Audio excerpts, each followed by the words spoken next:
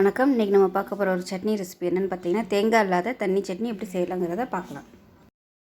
Pan எடுத்துக்கலாம். தேவையான அளவுக்கு எண்ணெய் விட்டுக்கோங்க.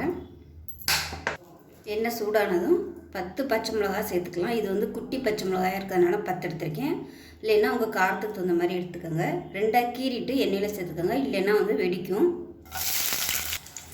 பச்சை மிளகாய் இந்த அளவுக்கு வெள்ளையாக வரணும், அப்போ தான் உங்களுக்கு வந்து டேஸ்ட்டாகவும் இருக்கும், நல்லாயிருக்கும்.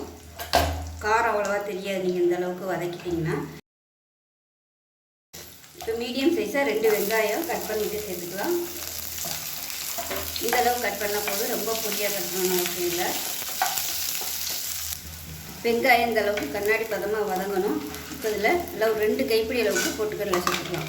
சேர்த்துட்டு லேசாக பரட்டி விட்டுட்டு அமர்த்திடலாம். அந்த சூட்லேயே வந்து சரியாயிடும். அதில் வந்து உப்பு சேர்த்துக்கலாம். தேவையான அளவுக்கு உப்பு சேர்த்துக்கலாம். எடுத்து நல்லா கலந்து விட்டுட்டு ஆற விட்டு நல்லா நைஸாக அரைச்சிக்கலாம். நல்லா தண்ணியாகவே அரைச்சிக்கோங்க. தண்ணியாக தான் வைக்க போகிறோம்.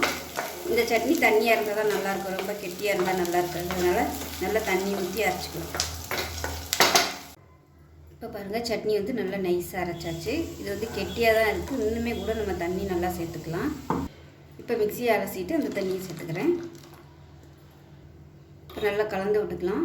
இது வந்து இன்னுமே கூட தண்ணி ஊற்றிக்கலாம் வேணும்னா. இட்லிக்காக இருந்தால் தண்ணி நல்லா ஊற்றிக்கோங்க, நல்லாயிருக்கும். தோசைக்கும் கையில் கொஞ்சம் அதாக கெட்டியாக வச்சுக்கிட்டிங்கன்னா நல்லாயிருக்கும். இப்போ இதுக்கு வந்து தாளிப்பு கொடுத்துக்கலாம். கடுகு, உளுந்து, பெருங்காயம், 1 வரமிளகாய், கருவேப்பிலை போட்டு தாளிச்சிருக்கேன். அதை சேர்த்துக்கலாம். இப்போ நல்லா கலந்து விட்டுடலாம். இப்போ பாருங்கள், அருமையான தேங்காய் இல்லாத ஒரு சூப்பரான தண்ணி சட்னி ரெடி ஆயிடுச்சு. ஸோ கண்டிப்பாக செஞ்சு பாருங்கள்.